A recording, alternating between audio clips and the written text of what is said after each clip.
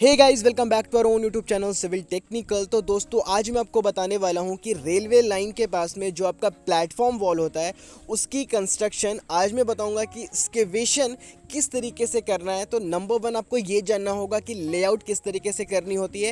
And second, जब आपका layout complete हो जाएगा, मार्किंग कंप्लीट हो जाएगा, देन एक्सकेवेशन प्रोसेस जो किया जाता है, जैसा आप यहाँ पे सामने देख रहे हो, तो उसकी जो डेप्थ है, जो आपकी रिक्वायर्ड डेप्थ है, वो आप किस तरीके से ऑटो लेवल की हेल्प से वहाँ पे पॉइंट दोगे और उसके बाद जो एक्सकेवेशन प्रोसेस है वो किया जाएगा। तो डिटेल में बताऊंगा दोस्तों। बस एक छोटी सी रिक्वेस्ट है, अगर आप हमारे चैनल पे नए हो तो प्लीज़ चैनल को सब्सक्राइब करो, बेल आइकन को जरूर से प्रेस करो, इससे आपको हमारे लेटेस्ट अपडेट हमेशा से पहले मिलते रहेंगे। तो गाइस, प्लेटफॉर्म वॉल कंस्ट्रक्शन का सबसे पहला स्टेप होता है दोस्तों लेआउट करना, मार्किंग करना, ठीक है। और लेआउट करने के लिए आपको सबसे पहले दो चीज़ों को जानना होगा। सबसे पहले तो आपको अपने प्लेटफॉर्म वॉल का डायमेंशन को पता करना है कि मेरे प्लेटफॉर्म वॉल का डायमेंशन यानी कि विथ, हाइट वगैरह कितना है। दूसरा है कि रेफरेंस पॉइंट, लेआउट आप किस रेफरेंस पॉइंट से उसको मारने वाले हो। तो मैं आपको एक चीज़ बताता हूँ कि जो भी रेलवे कंस्ट्रक्शन होता है तो वहाँ पर जो हम लोग रेफरेंस पॉइंट जो डेटा में हमें प्रोवाइड किया जाता है, वो वहाँ पे जो एग्जिस्टिंग मेन रेल लाइन है ना, उसके ट्रैक सेंटर से आपको वहाँ पे दिखेगा टीसी लिखा रहता है, जिसका मतलब होता है ट्रैक सेंटर। तो वहाँ से सारा रेफरेंस लिया रहता है। तो सिर्फ आपको ये पता करना है कि ट्रैक सेंटर से आपका जो प्लेटफॉर्म वॉल है उसका जो पहला फेस है जो ट्रैक सेंटर की तरफ है, वहाँ तक का डिस्टेंस कितना है। जनरली एक ही फेस का दिया रहता है, अगर दूसरे फेस का दिया हुआ तो आप पूरा ओवरऑल कैलकुलेट कर सकते हो।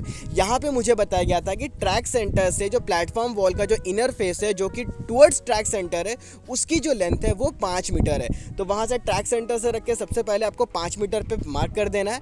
और ऐसे हर 20 मीटर में, जिसको आप चेनेज बोलते हो, रेल लाइन में हर 20 मीटर पे एक चेनेज दिया रहता है, 20-20 मीटर पे। और हर 20 मीटर पे आपको डेटा प्रोवाइड किया जाएगा, मतलब हर 20 मीटर पे वहाँ से ट्रैक सेंटर से आपका प्लेटफॉर्म का जो वॉल का जो फेस का जो दूरी है वो आपको प्रोवाइड किया जाएगा। तो उसी तरीके से हर 20 मीटर पे हम लोग को वहाँ पे टेप पकड़ के और नापी ले लेना है, ठीक है।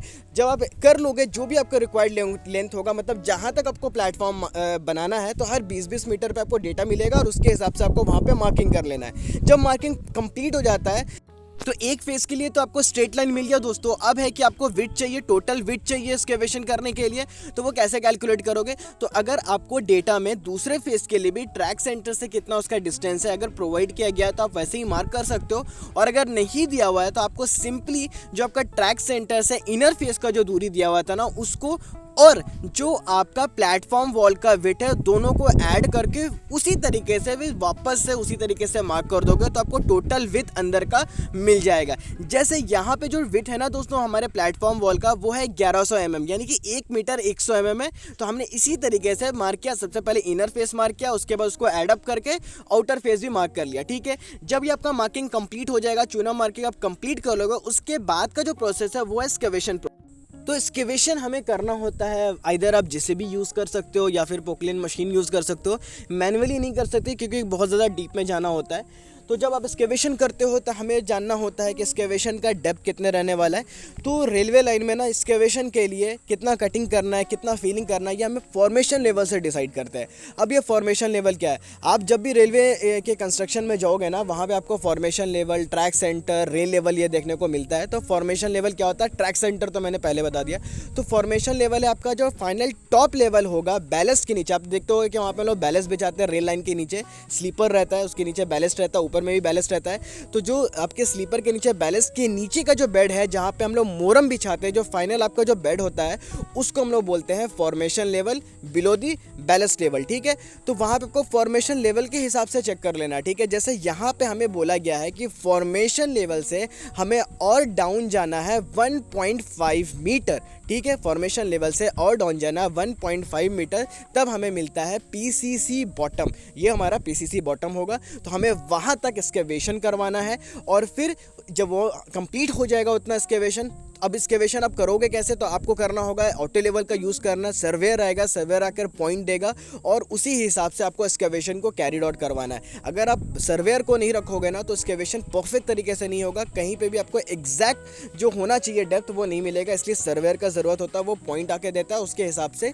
अगर जैसे भी है तो वो उसको एक्सकेवेट करता चला जाएगा। जब एक्सकेवेशन कंप्लीट हो जाएगा देन आपको पीसीसी करना होता है और फिर पीसीसी के बाद यहाँ पे जिस तरीके से वॉल कास्ट करना, यहाँ पे कॉन्क्रीट वॉल है तो फिर उसी तरीके से कंक्रीट वॉल तैयार होगा, फिर उसके ऊपर आपका प्रीकास्ट आकर रखा जाएगा। तो इस तरीके से आप प्लेटफॉर्म वॉल के लिए एक्सकेवेशन प्रोसेस जो होता है वो आप करवाओगे। और इसको एक चेकलिस्ट की तरह देख सकते हो कि बिफोर एक्सकेवेशन आपको लेआउट वगैरह चेक कर लेना है, डायमेंशन चेक कर लेना है, और during the time of excavation आपको अपने सर्वे टीम के साथ वहाँ पे रहना है। और हमेशा आपको ये 20 मीटर पे, हर 20 मीटर पे आपको जो आपका जो लेवल है वहाँ पे एक्सकेवेशन डेप्थ है वो आप उसको चेक करते रहना। अगर चेक नहीं करोगे ना तो जो एक्यूरेट लेवल होता है ना, उस एक्यूरेट लेवल पे वो कटेगा नहीं और हो सकता है कि ऊपर या नीचे हो जाए। अगर आप डाउन काट देते हो तो फिर आपको एक्स्ट्रा कंक्रीट डालकर उसको मेकअप करना होगा, चाहे वो आप पीसीसी में मेकअप करो या फिर जब आप ब्रिक वर्क करवाओगे या कंक्रीट से ब्लॉक तैयार करोगे, दैट टाइम आपको मेकअप करना होगा। और अगर आप ज़्यादा कर देते हो तो फिर आपको उसको कटिंग करना होगा, क्योंकि आपको पीसीसी लेवल जो भी है और आपका जो प्रीकास्ट लेवल आपको तो थ्रू आउट मेंटेन करके रखना है। तो गाइज़ इस टॉपिक से रिलेटेड अगर कोई और डाउट है या कोई कन्फ्यूज़न है या कुछ और जानना चाहते हो तो प्लीज़ मुझे कमेंट करके बताओ। अदरवाइज़ अगर वीडियो अच्छी लगे तो प्लीज़ वीडियो को लाइक करो,